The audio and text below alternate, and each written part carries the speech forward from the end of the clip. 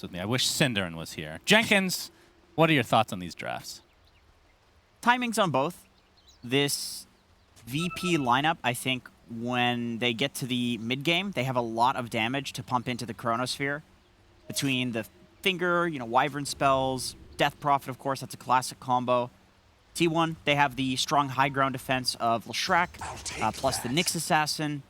Spectre eventually will be really great at killing these 3 backliners on the side of VP, so there's timings for both. Once again, this is not one of those drafts where one seems significantly better than the other.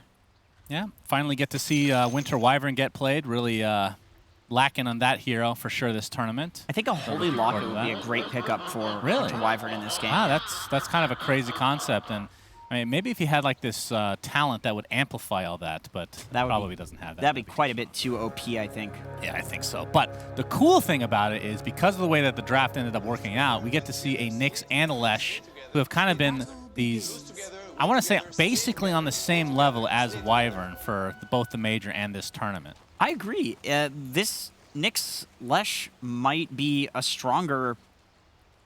It might be stronger. It's hard to say because they get left out of certain drafts for whatever reason. The pick order matters, and that's likely why sometimes it gets left out. When you pick 2 heroes sequentially, then Nyx Lesh seems a lot better. Yeah. And so that's probably... But if you have that situation, then I do really believe that they're just as good as the Wyvern. But then again, you do give up Timbersaw as well, who's also feeling like this hero in the right game. Pretty unstoppable. Do you think this is a good game for DM on the Timber? There's answers.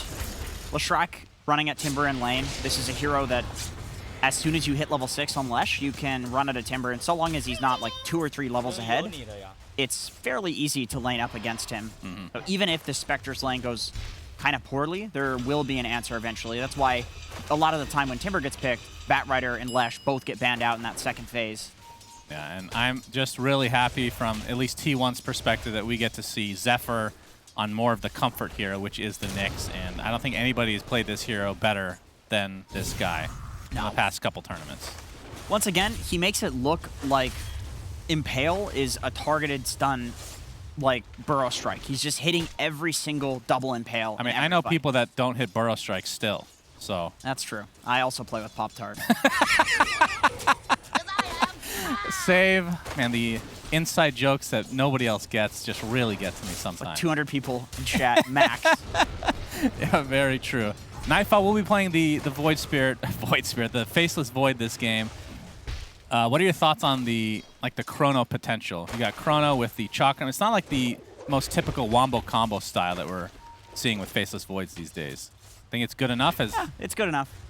Yep, save. He's going to set up the Earth Spike with the Timber Chain to follow from DM. Whitemon on the Hoodwink, which is another hero we have yet to talk about. But yeah, let's talk about the Chrono potential from this young man right here who's going to get pressured a bit, but of course Time Walk will mitigate all of it. Pretty solid against the Nyx Lesh lane, just given exactly what we just saw. You have these stuns that you can layer on top of each other, and Void will quite easily dodge that damage. But in the Chronosphere, there's good damage. Even just the Death Prophet alone is often enough. If you can stand remotely close to somebody on Death Prophet, the ulti damage is significantly more. I think it legitimately more than doubles.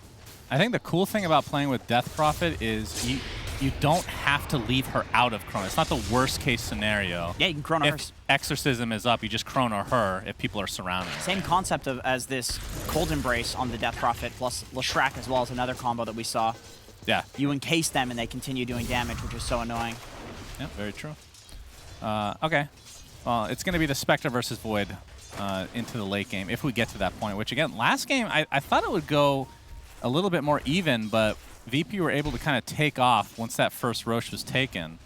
And not sure what we're going to see from T1 this side in terms of like the Roche potential, but like who do you think has that advantage around the pit area? Definitely VP. They've got Death Prophet to take Roche and Faceless Void to make taking Roche really difficult for T1. But T1 has the advantage of having extremely strong pickoff potential and plenty of damage too with the Leshrac. You can coil somebody next to the Lesh and he's going to get a kill. You can Nyx Assassin stun somebody next to the Lesh and he's going to get a kill. And then you have the Haunt coming in afterwards and a Sharpshooter from far away. So lots of damage, and they don't really need to be that close to each other. Yeah, that's true. In terms of the mid matchup, GPK on the Death Prophet is at 18-9 versus Carl's 17-4. So pretty much a wash right now. Is that what you would expect at this stage of the game between these two heroes? There's a little bit of an advantage from Death Prophet because you just don't have to buy regen. Oh, but time dilation. Yeah, that's a really annoying one to deal with. Zephyr does use his Fairy Fire, but the bash is there from Nightfall.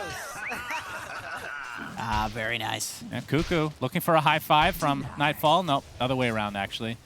I really hate it when the high fives are not reciprocated. It's 23 Savage getting pressured by DM. Very close to death here, but Whitemon with the health salve, keeping his carry healthy. But in the meantime, yeah, that is... I mean, DM is getting really tanky. Only 2 levels of reactive armor, so not even level 5 yet. They just can't do much about him yet, at this point at least. We see the... so close. Yeah, that is 6 HP, the classic. Calculated from 23 Savage, of course, as we can see the Earth Spike missed here from Save. I heard the panel talking about how DM, the only hero that he might be more impressive on than his Kunkka is his Timber Saw. Okay, and I can see why. This looks like an Ice Ice. Yeah, this is going to be a kill. Yeah. Easy peasy. Timber Chain. The best Timbers are these ones that pressure before they're level 6. They understand they can tank the creeps, and so they basically build up this creep army behind the tower where the carry has to either tank that. They have to decide basically, do I want to take that amount of damage? And of course, as a carry, you kind of have to because you don't want to miss last hits. Indeed, and I mean, DM 26-5 right now, so he is having himself a very good time. He's a big juicy boy this game. Yeah, Cuckoo on the other side, I mean, 25-7, so he's not too far behind. It's really the carries that are kind of falling. I mean, they're not that far behind, but I guess you can call it a wash between the two in terms of Faceless Void and Spectre, but they're not having a free farm game for sure this time around. Spectre's supposed to have a tougher lane than Void is in this scenario, and it's kind of reflected. It's a very small difference. Now GPK looking for that 6-minute rune, and it will be the invisibility. And at what point are you looking for Death Prophet to kind of get out of this lane and gank? It's not, I don't know, it feels like this hero that's just slow sieges with the exorcism early. Or does he just stay mid and try to pressure that tower, knowing that puck has to go gank at some point? 23 Savage. Oh. Yeah, he takes some damage from DM with the Earth Spike to follow, but it looks like he'll be fine. There's a couple of ways that you can think about Death Prophet's gameplay right now. Possibly you think that if Death Prophet runs at the Timbers lane, which looks like that is going to happen, the tower will just instantly fall because Timber can tank the tower and Death Prophet does enough damage to take the tower. Or maybe that's such an easy play that you just focus on mid because you know eventually you can just rotate to the Timber and get a free tower. So why not take the tower that's harder to take later but easy to take now, which is the mid tower. And it looks like that is what he's trying to do. He's pressuring mid. Yeah, so from Carl's perspective, we'll see what his reaction is going to be to this because, I mean, obviously it's going to be a very long cooldown on Exorcism once it is actually popped, but he is a GPK that is transitioning towards the bot as we see Save get the Earth Spike onto Whitemon. Again, Hoodwink, we've talked about him before. Does this feel like a Hoodwink game to you? I don't know what is a Hoodwink game. You should. We covered NADPC. We know. My thoughts on this hero is just that it's a generic stunning position 5, position 4. Maybe as a 4, the game needs to be better for it, but I see it similar to like a Crystal Maiden or a Lich when those heroes were strong, where you just never really felt bad having them on your team. Yeah. I mean, GPK made quite the walk over to the bot lane as 23 Savage getting pressured. DM not enough to actually burst him down to the end, but GPK's kind of going back and forth between bot and mid and has given up a little bit of farm and XP as a result, but still a little bit ahead of Carl right now in that mid lane. And you can see Spectre again, 23 Savage. Yeah, they've spent a lot on consumables this game for sure, which is the main reason that VP is sitting on a 2K net worth lead at 8 minutes. That's actually a little more significant than I thought it would be. Yeah, they're taking a huge lead here, so I suppose there's nothing that GPK really needs to do. As he does head back down bot, I think this is a fairly free tower to take. Chakram with the Whirling Death. We see the Exorcism from GPK. If they can get 23 Savage, the Timber Chain's not going to connect on a tree despite being an entire forest, but the right click and Whirling Death are more than enough. Whitemon, I mean, GPK wasn't even needed here, it feels like, but regardless, he's going to get XP for two of these kills, and perhaps into a tier 1 as well. Maybe the idea behind him rotating bot and dodging out of the way when it looked like he wasn't going to get any kills is that this is such a guaranteed rotation because DM is doing so well that if he's going to expend the Death Prophet ulti, he wants to get at least a kill first, which is pretty interesting. And we've seen numerous teams, including T1, kind of play the game greedy like that, going like double Midas and just trying to irk out whatever advantage they can from every single spell that they have on the map. So it does make sense in terms of just optimizing for gold. Is, you know, you get kills, it's more gold. Yeah, Nightfall working on a Maelstrom as his first main item on the Faceless Void. And then the counterpart for 23 Savage. Looks like it will be the Blade Mail to help him farm in the jungle, so no big surprise there. And he already picked up the Possessed Mask, actually, which is not too shabby. Although I think you prefer the... we have some action here. Whitemon still only level 3, by the way. Just hits 4 there with that ward, but save, getting the mana drain off. DM, not quite in range for the Whirling Death, but the Chakram is going to be there with the Crypt Swarm as well. So feels like VP are getting pretty much whatever they want with this 5-0 advantage right now. Yeah, there's not anything that can kill DM, and the problem with Cuckoo, if he rotates towards DM, if he dies doing that once, then all of a sudden he's not tanky enough to do that a second time. And so he goes straight for the Hood of Defiance just to ensure that he is tanky, and I think probably that's why he's not rotating towards DM, is because he needs the boots first before he can realistically run at the lane. As we see the replay here, the ward kill. Oh, level 4. Feels so good, but then he dies. So maybe not so much. That's worth it.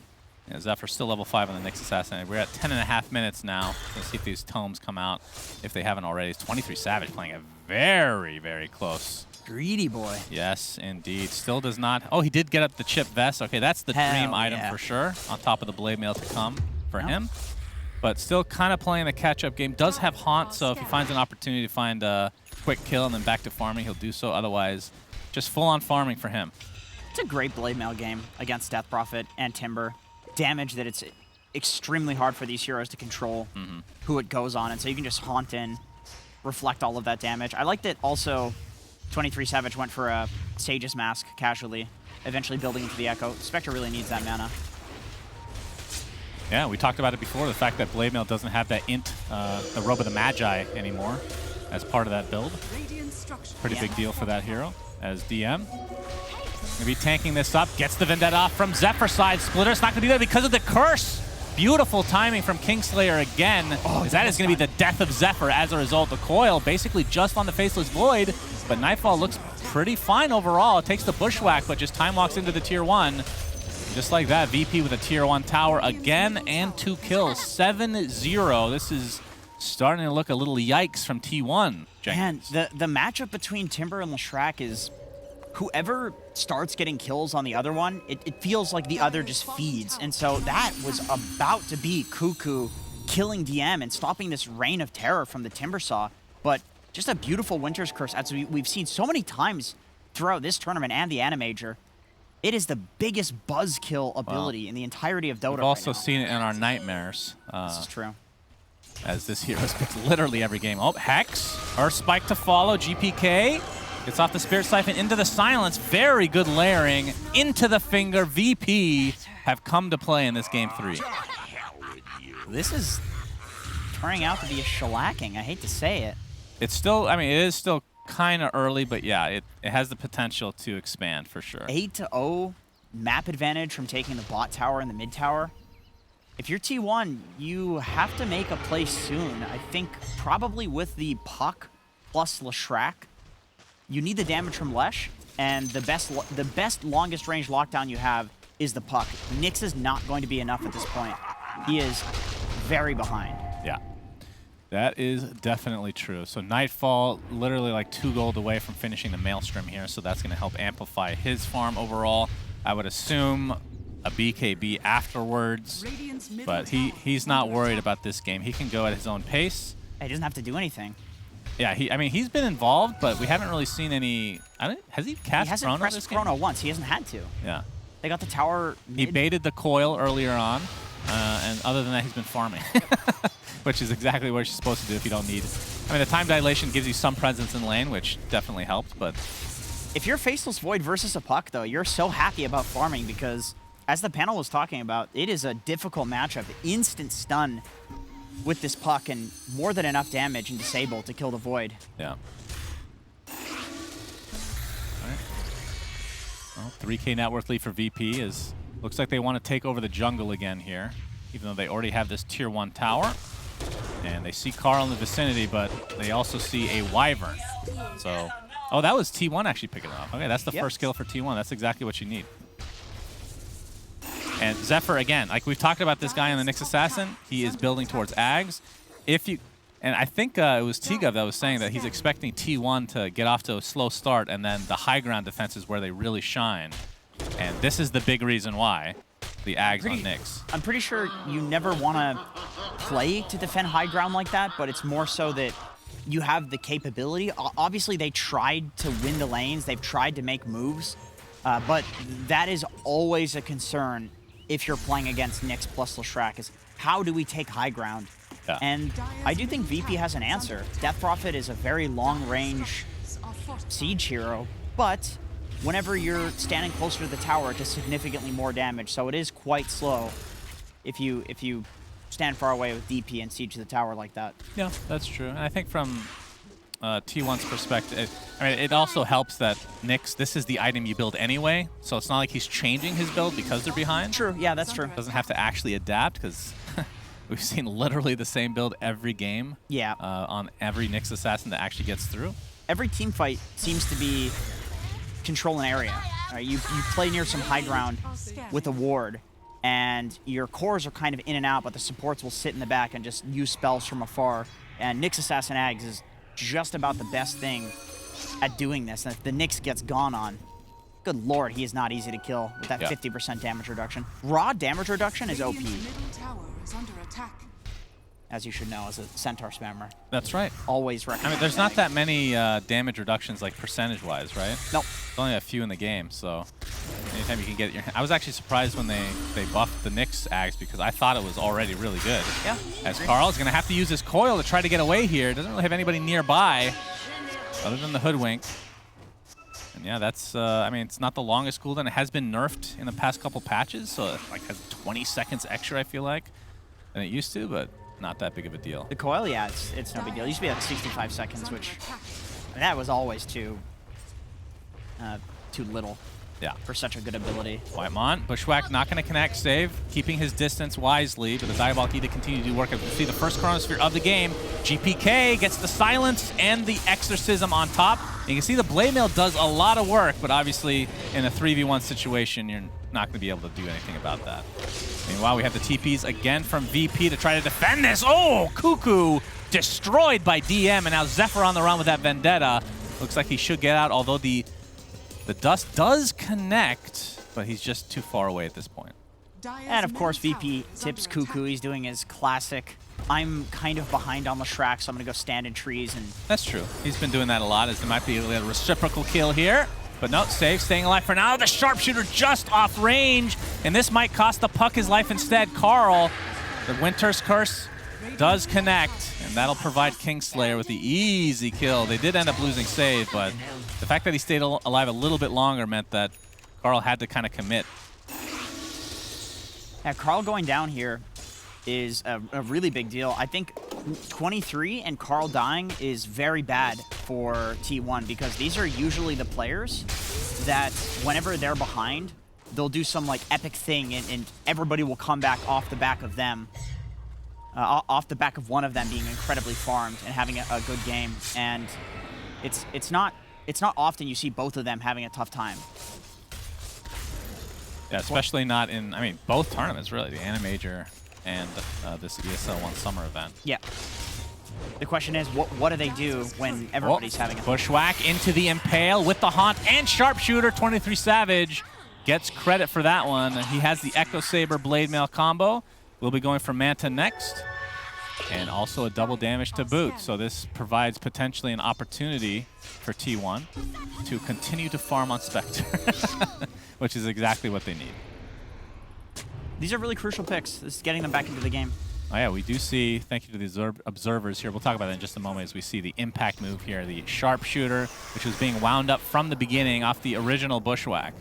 But speaking of Hoodwink as a hero, we did see this the other day, but having this Ironwood tree allows you to cast Bushwhack first and then place the tree. Pretty cool combo. It's essentially like an instant, it feels like an instant disable in some cases.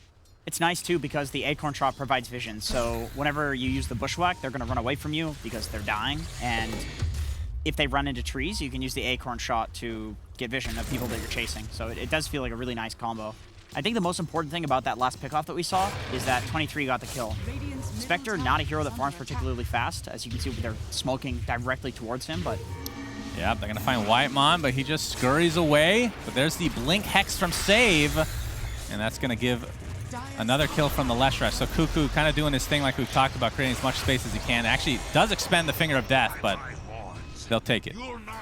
As long as, I mean, from T1's perspective, as long as Spectre doesn't die, they'll be okay with this. We're going to see GPK with the Exorcism. This will be the first Roche of the game.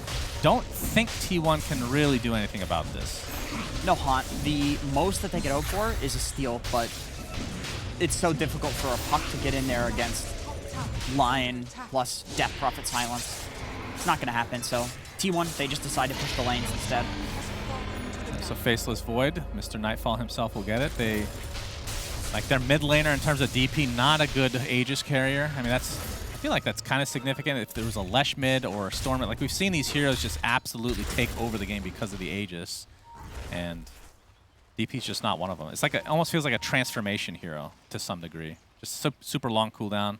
If you die with that up, it's just complete waste.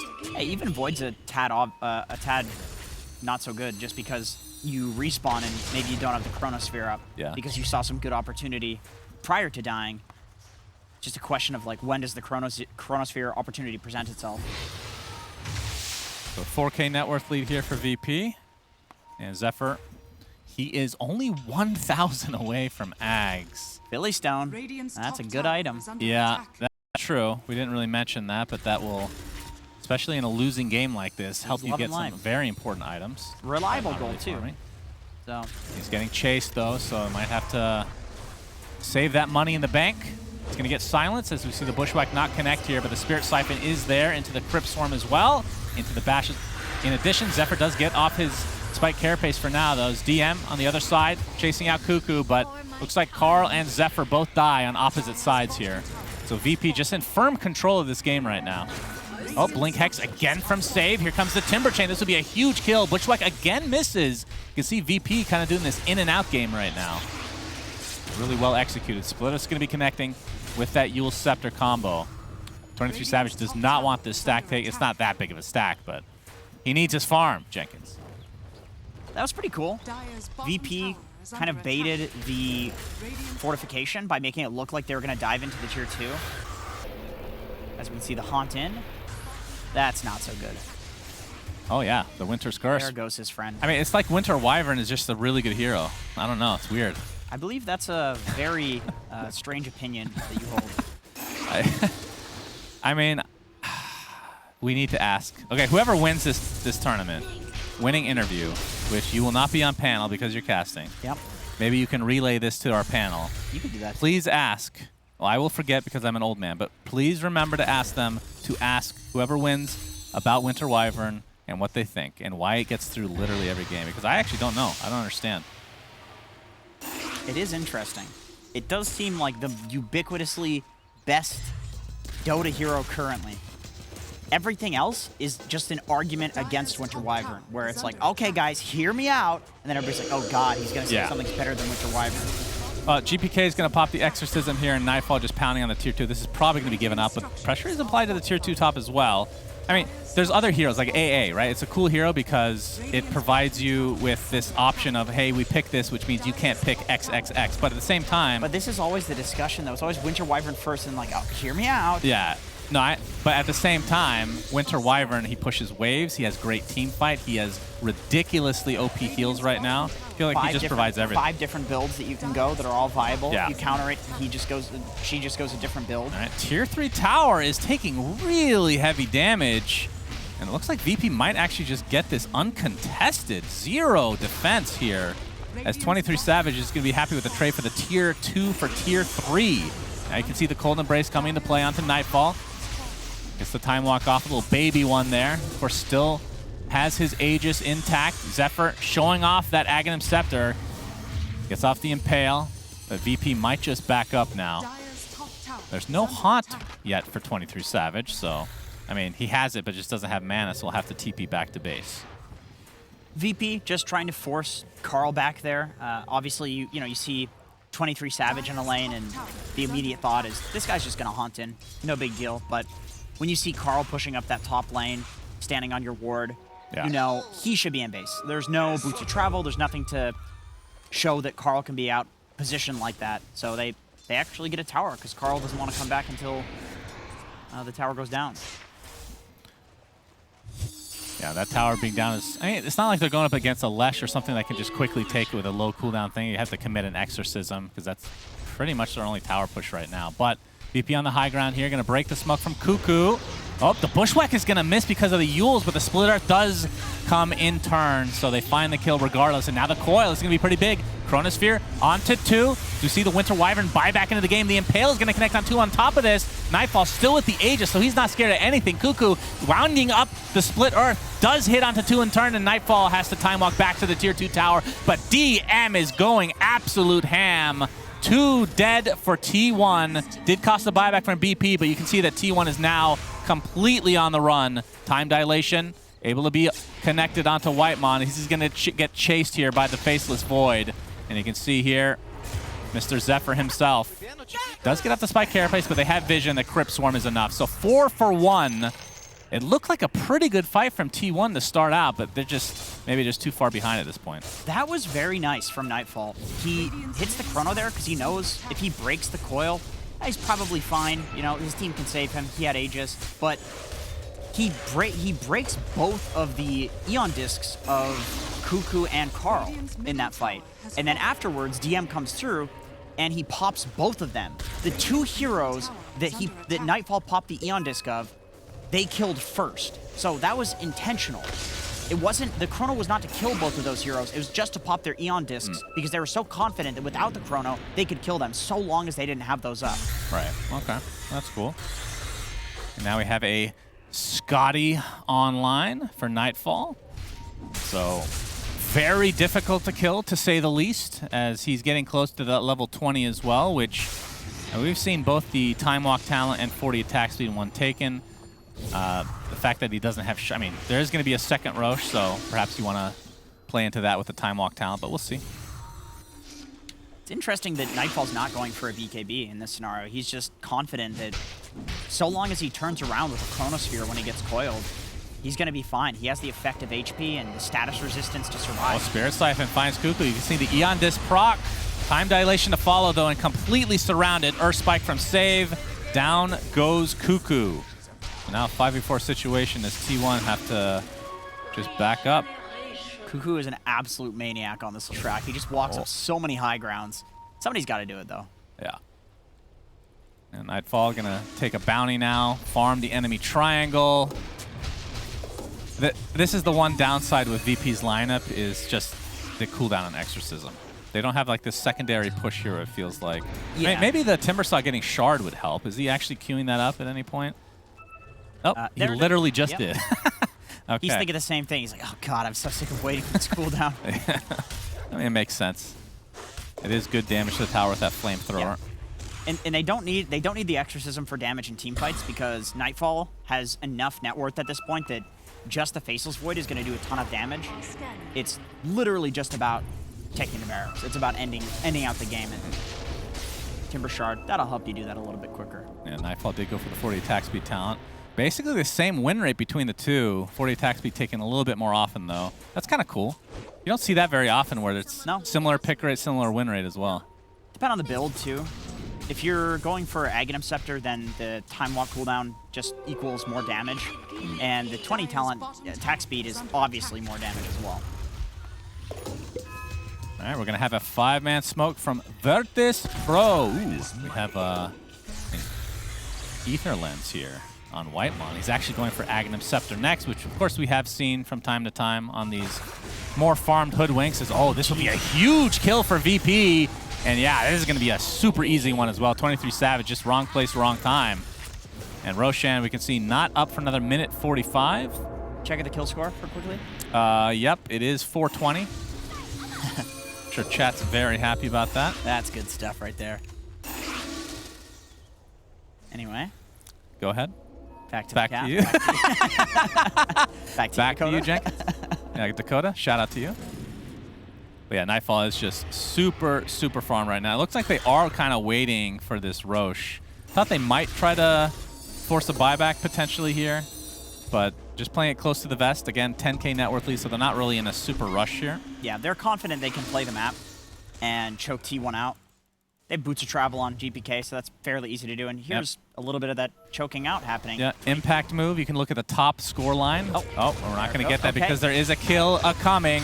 Sharpshooter's there. DM pops the BKB, but he's getting very low. Actually drops down, so nicely done from T1, but a big, juicy Impale coming out from the line into the Chronosphere onto 2. And again, just too much farm for T1 to deal with. And, oh, okay, the big haunt comes in. 23 Savage pops the Blade Mail, jumping left, right, and center. Finally, he focuses on Nightfall as he has no more illusions to work with. He got out? He got back to base? What? He didn't bash. Wow. What are the chances? I didn't even see him TPing, for God's sake. But yeah, that was a lot of right clicks with no bash. What's the percentage on this? 24%? Why is he a Dota player? He should be at the casino right now. Why? Well, maybe it's because he got the double kill. As we see, he actually TP'd right away. 2. Wow. 3. 4. Yeah. 5. Okay. 5 hits in a row. Let me do the math. But the Maelstrom did proc, so something at least procced for him. As you can see the smiles coming out here. Always cool to see the webcams on these players. As Jenkins is opening up Google to calculate something, apparently. All right, 23 Savage, he sees Roche, he's going for it. This is the Aegis, Cheese, and Shard. They know Chronosphere is down, they know Exorcism is down. This is a really good play from T1, especially if it works out. I mean, it's a good thought regardless. I did the math. There's a 25% chance that would happen. That's it? That's not right. That's right. Was it 5 hits or 2 or 4? 5 hits. Okay. So not that big of a deal then, is what you're saying. No, that's a big deal. Cuckoo gets the split Earth, Illusory Orb to follow, trying to create as much space as possible as the Aegis is not going to be taken. The stun comes out. It's snatched by Save himself. He's going to pop. That's not even a BKB. That is the Shard as 23 Savage has the Spectral Dagger away. Barely gets out with his life. Zephyr stuck inside this freaking ult from Timbersaw. Just too much damage to deal with. Double kill for Nightfall. And yeah, Save ends up taking the Aegis. So that means T1 got Roche. I'm not sure who got the Shard. I see Save has a Shard. I'm not sure if that was from the pit. Save took the Shard, and he must have given it to somebody else. We'll have to watch the replay here. Nightfall has the Shard. This is a big... Look at this Earth Spike. Oh my god. So the cheese on Cuckoo, for sure. Now the cheese is on 23 Savage now. Well, now, okay, yeah, but he picked it up, I mean. Oh, I see. All right, I'm going to click on everybody. There. Cheese is there, okay. So who did get the Shard? Because Save does have it, so... You know, the ridiculous thing, too, about that... Oh, no, it is on the reverse time lock. Okay. The timing of that is like, you're playing against a Haunt. How do you blink in and steal the Aegis from 2 heroes? Yeah, that's pretty dirty play right there. Zephyr inside the trees, but they see him, and yeah, he's going to be brought down. I mean, Timbersaw's such a good hero against Nyx Assassin, especially when you have the silence from DP on top of it. And this is going to be a full set of racks in the bot.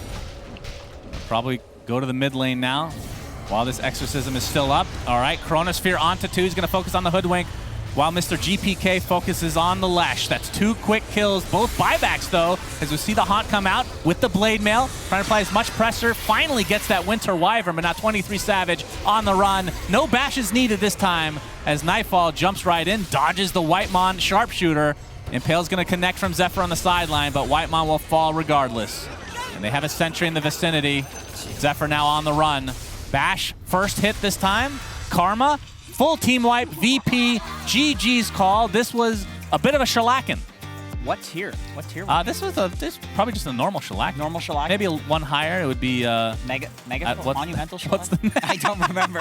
What's the next tier from just regular shellacking? S tier is the one pre-Gabe. Yeah, it's probably monumental. I think it's monumental shellac. So this was a monumental shellacking. That is a